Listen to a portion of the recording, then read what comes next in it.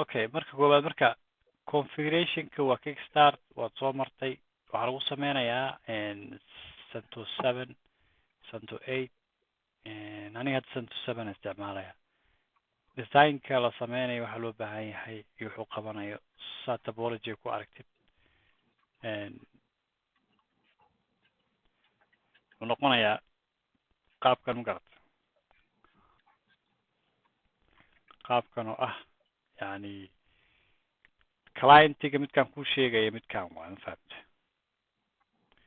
clientiga rajada laga qabo wax la sameynayo waa midkaan fahamta qasab maaha waxaa mudahu ama macnaha necessary ah in uu line-ka isku mid ka yihiin so line marka laga hadlaayo inay isku mid ka yihiin fahamta communicationka serverka loo dalnayahayna midkaan waa serverka loo dalnay marka serverkana marka waxaa laga rabaa scriptiga kickstartka kale ku jira oo macnaha qaybta isticmaalin oo qaybta scriptigiisa uu command line no GUI maaha waa Anaconda asaga marka waxaa daruuriya in lagu xiro oo laga dhigo web server ama FTP ama NFS clientiga marka koowaad number 1 wuxuu raadsanayaa wax la yiraahdo IP address-ku uu raadsanayo laba shay waay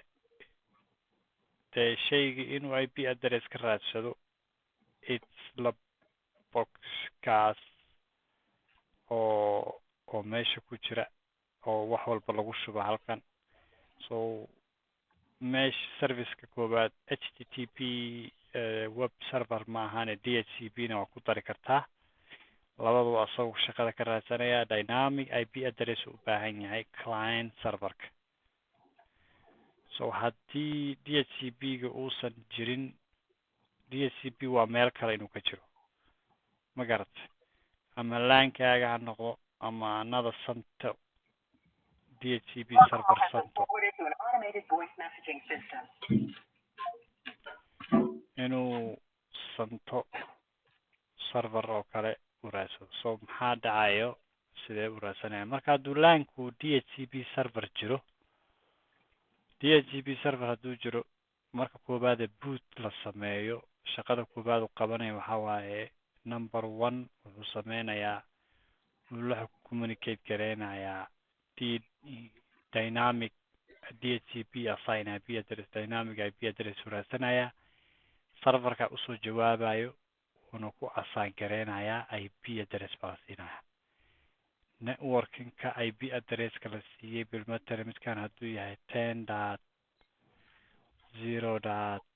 10.0.0.1 hadduu yahay uu bixinayo range-giisu taas waa naqaanaa range-giisu bixinayo from 2 to 5 oo kale IP address 2 haddii la siiyo kana 5 la siiyo communication-ka marka second thing uu sameynayo waxaa weeye wuxuu la hadlayaa wuxuu raadsanayaa image-ka so he got the IP address correctly from the server the second thing wuxuu sameynayaa wadada labaad uu maraayo waxaa waaye wadadaan uu marayaa to get the image kickstart serverka marka kan maxaa looga baahan yahay waxaa looga baahan yahay inuu web yahay FTP yahay or NFS u yahay inuu image-kii wato oo image-ka ah Anaconda kickstart configuration file intaan baa laga has to be on that's it now you turn on this one and then image-ka push kasaas ku imaana so let's do practically slowly waxaan ku darayaa kan CD baa lagu gelinayaa to do this job CD baa loo baahan yahay ama optical drive waxaan u naqaano marka kickstart serverka kicinaya serverka kickstartkan arkaysid meesha yaalo networking-kiisa iska saxaynaa ma garata marka networking-kiisa virtual box can couple ways they have to be same. So NAT that is translation NAT noqonaya. If NAT DHCP hadii cid soo siinaynin NAT-ka you think NAT not working for some reason DHCP ma jiro soo ma fine. waxaad samayn kartaa bridge networking-kaasi waa inaad u sheegto meesha uu ka qaadanayo IP address ma local LAN-kaaga ama Wi-Fi-gaaga whatever. So for me right now waxaanu siinayaa wireless-ka and then advanced markaad tagtid promiscuous mode-ka just to make sure they can communicate all. Okay, that's fine. And anything else from server can KickStart ka anything else? Storage ka marka fiirsa nothing. It doesn't need CD, nothing. It will have its own machine hard drive kiisa system wise ka. Everything should be fine. Client ka marka tagtid some differences baa jiro. fiiri waxa ku noqotaa network maxaa tiri networking-ka waa inay isku mid ahaadaan. Now networking-ka couple ways waa jiro different adapter baa jiro. Adapter-kaad ku attach gareynaysid bay ku xiran tahay communication-ka. haddaad tiraahdo bridge waxay la mid tahay LAN-kaaga xaafadda in ay IP address ama dynamic IP address kusoo siinayo. tusaalo kale local LAN-kaaga haddii kale ahayn if you have a DHCP server hadduu up yahay then DHCP server network adapter ku xiran yahay baa ku aadinaysa. Lakin if there is nothing LAN-kaaga is the best. laakiin dee meesha aad wireless u bedeshay adaan wireless samaynin buu iska qabsan karaa ogow no hadduuna laptop-kaaga wireless adapter wireless-kaaga uusan daarayn ma soo qabsanayo. haddii laptop-kaaga wireless daaran yahay oo connect yahay it will show here. Normally it will show wireless if a laptop. Desktop haddaad joogtid oo cable ku xiran yahay Ethernet cable-kaas connection-kaas u kaa fuulaya. hadda waxaad leedahay laptopku Ethernet connection-kaas ma yeelay laptop-kaygu Ethernet connection ma ku xiro. wuxuu ku xiran yahay Wi-Fi baan ku xirtay. Networking-kayga is Wi-Fi right now. hade wayradoo dhan waa wada Wi-Fi waaye laakiin wuu igu shaqeynaya yani markaad tidhaahd kaas connection-kaas actually ma bedelin ba anugu. It's fine. Whatever connection you have, it's fine. Whatever connection is auto detection. Default you put that. But make sure the advanced in detected promiscuous mode all in that. Okay. And then client KickStart ka ama serverada automate garanaysid setting-ka haddaad tagtid ayagana sidaas si lamid ah baad samaynaysaa.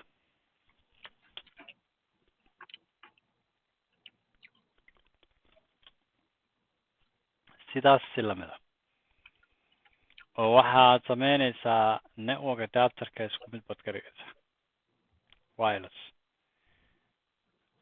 VM allow I can like all allow that. So okay, so it's same. Storage-ka diskigi waa ku xiran yahay fine, but ajal extra stuff-ka samaynayso ajalkaad ku xiraysaa you're connected and click checkbox-kaas live. Then system and you look boot order-ka markaa fiirisid optical drive-ka horeynayo to detect and then you install the hard disk into it. That's all you need. Now back to the KickStart. waxaan u baahanahay KickStart.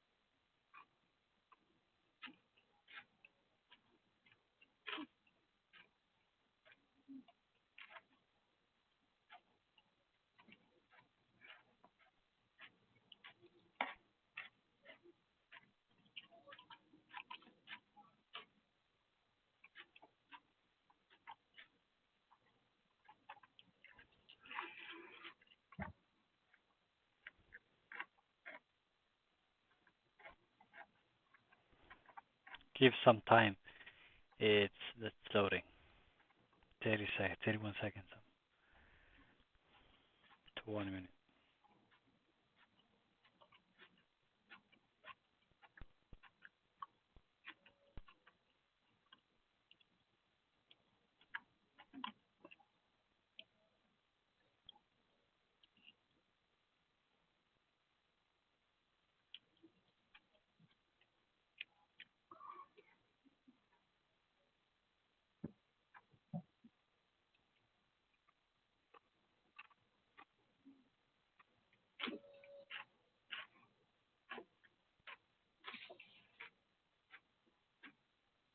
Okay, so it's on. Log in.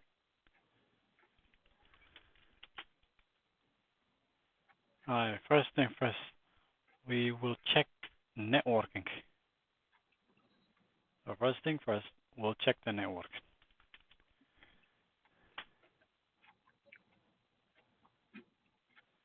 So if you look, 90% the network was down. Using kind of Hawaii because of dynamic, it's not auto connect. So waxaan sameynayna networking kaasaan ku xiraynaa NMCLI connection up and a network interface ku Hawaii kaas kore. Soo qabsada IP baa la soo siinayaa. Clear الحاجة NMCLI connection and ايه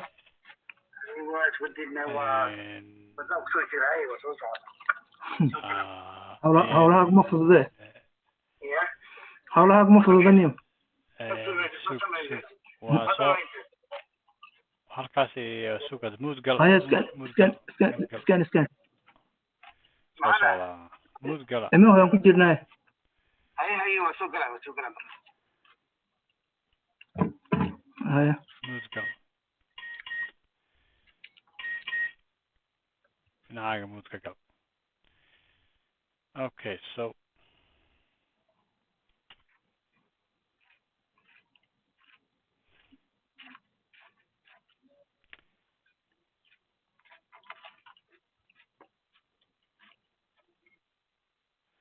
and networking ka diyaar waay. So waa 10.0.0.0.16. The second thing we need to do is to see where is the Anaconda KickStart file root location wide. To view the Anaconda configuration file, this is the setting. It's a default. Only thing you consider, Marka, is to make sure the host file IP address كانوا كسحتين. مثلا صالو كله هتان إجنو and قيبتان أو networking كا أو host IP address كي information كاس كوجران networking كتصوفير especially mention local host. This location حلقة بهاي إن أو naming translation كو صحيح. Remember that this is the networking كو حكوسوقاتين كان through DHCP. So in KickStart file كو هو بهاي إنه فهمسين هاي سنتدا على IP address كده إنه سنتدا IP address كمركز سنتدو هاي تحت server. The server IP address كو هواي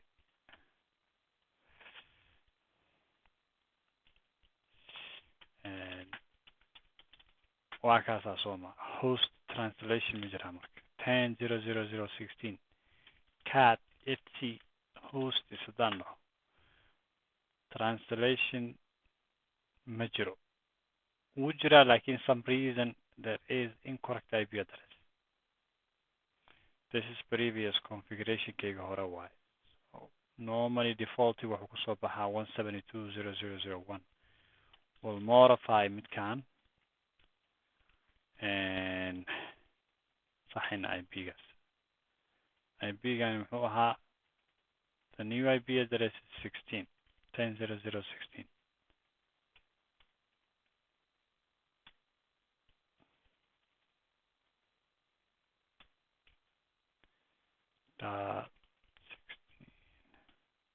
That's the correct IP address of the server.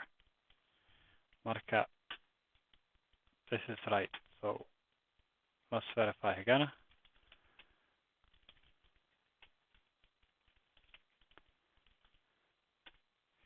IP address كونه صحيح. So we go to IP address. We know the KickStart. Is everything correct? Yes. We install HTTP D or daemon. If it's already installed, it will tell us. Say you already have it.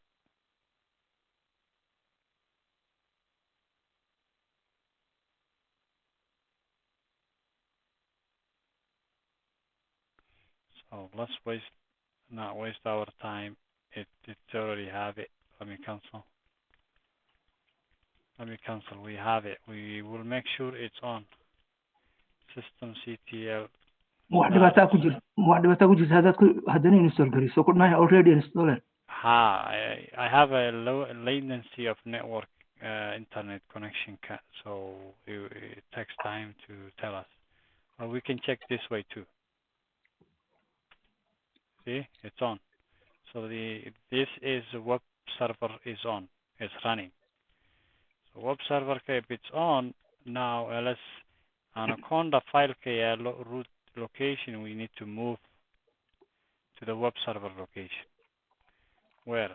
cd var www html. Right here is where you're putting it. So what else we need? We need to make sure this file has the correct permission. ls -la Anaconda. Correct. I change the permission cut. Change mode 6.4 Anaconda. That's how I did. Previous one or meshing that sitting on the root. If you look at one, default permission key set. Default permission key set. I'm sorry. ls -al Anaconda. Default permission key is only read and write. So when you make sure that when you move this file to var www html Move. Anaconda, in case you move override on something, I'm just showing you when you move from root Anaconda KickStart configuration file to the web directory and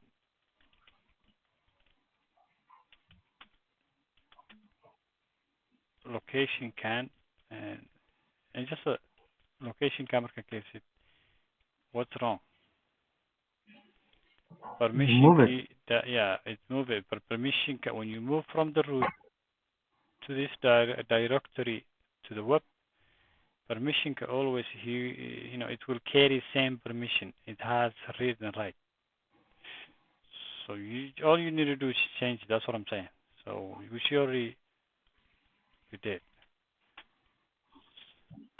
So read and write, but the group has the right, the read, and then other can read too. So if other means or group means if someone else want to access the file, they can. They just all you need to make sure they can read. You don't have to give any execute or write or something.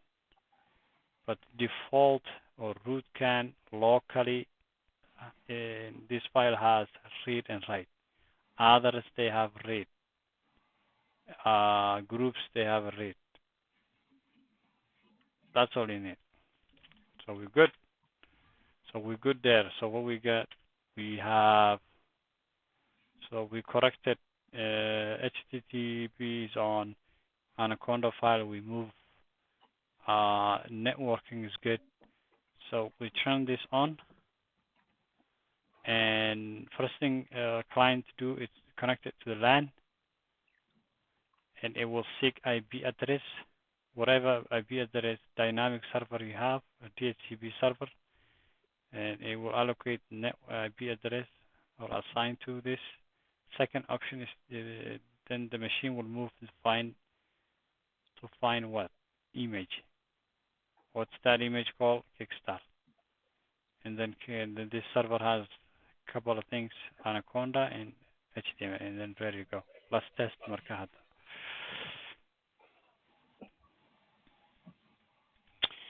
Okay. Back to the server, and then via machine manager will start the client.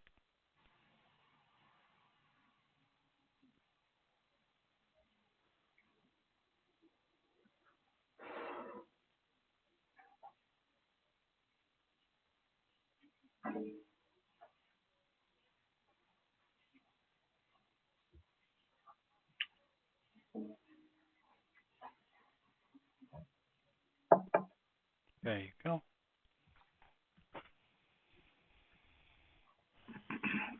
There you go. So the CD is connected. We're not using CD. We'll make an automation. Escape. You type in Linux. KickStart equal HTTP. That's the reason we have HTTP. And then the networking of that address. What is it? 10.0.0.0.15. 16, I mean. Slash the file name. Anaconda. 16 email from 15. You can check that. IP address. The address should be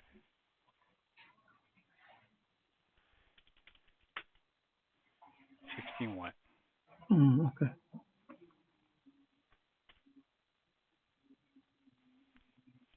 Correct? Yes. Okay, so kickstart.config file.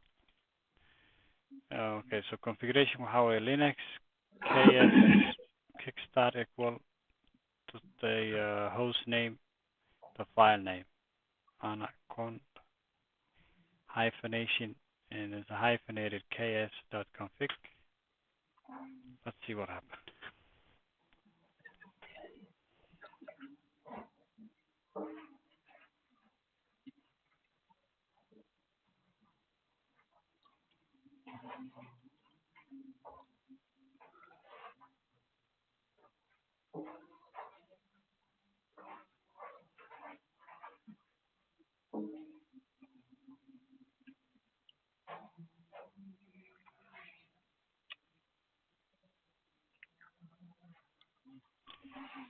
Basically, the main thing how if network segmentation, I'm gonna do long distance, multiple hop. It takes time to go out all the way to the modem, back to this. So it takes time. So delay was carried. Imagine هذا HTTP ماشي جالس هادو FTP أتكون install جالس FTP أكو بدل كرتا سوما. We're doing right now FTP after this. We will do FTP right now after this. Yeah, that's what you do. FTP server. You use FTP.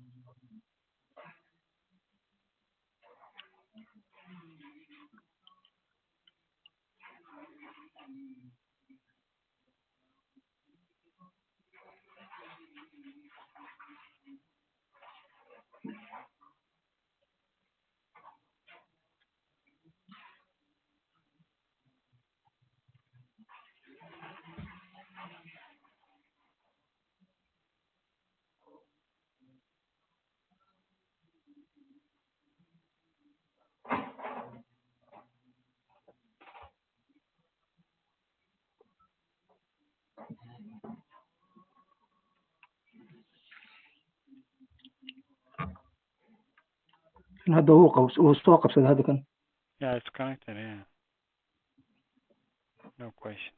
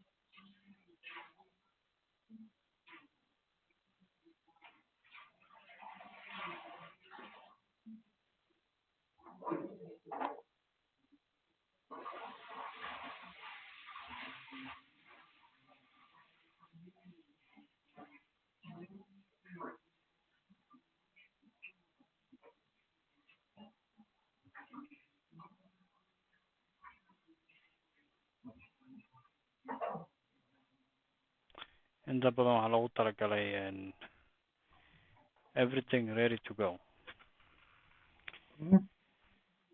inta badan waxaa lagu tagaa machiinaskooda mida loginkooda iyo informationkooda. cluster oo kale bal matalan haddii la eego oo kale dad cluster sameynaysid laba machine baad rabtaa inaad cluster sameysid oo arabtid networkingkoodii iyo useradoodii inaadan ka warwarin mid walba gooni aad u configure garaynin only one file oo template ayaad kasoo push garanaysaa. laakiin waxoogay kasoo soo yarahe dhib ma mid kasta waxaa laleeyahin CD lagu xidhiga waa haa mid qaabkan saas waa qaabka kale laakiin TFTP baa laga sameynayaa lama baahna CD kaas.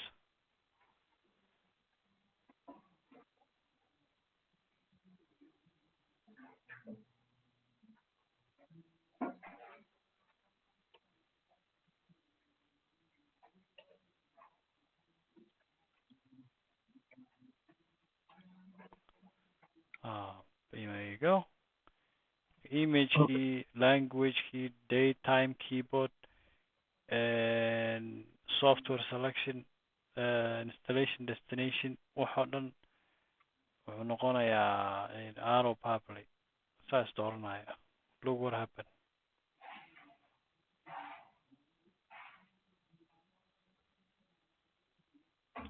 So maarta timeka inuu gray out yahay keyboardku waa gray out.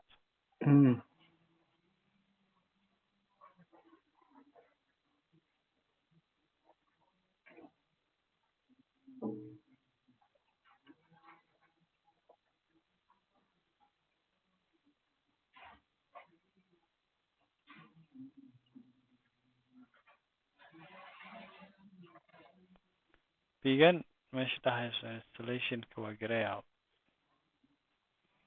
Martin Dort. Pick the right one. Keyboard kala sugaya. Getting list of keyboard layout. You can even see wuxuu qabanaya.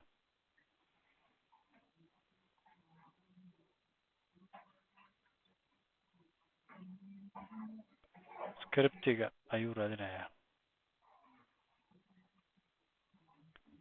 diyaar waayo. inaga kaxay marka Kenya FTP ku soo noqo. Okay.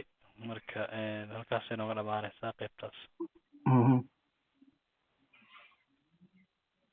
cancel FTP ku noqo kan. Okay. Waan kartay.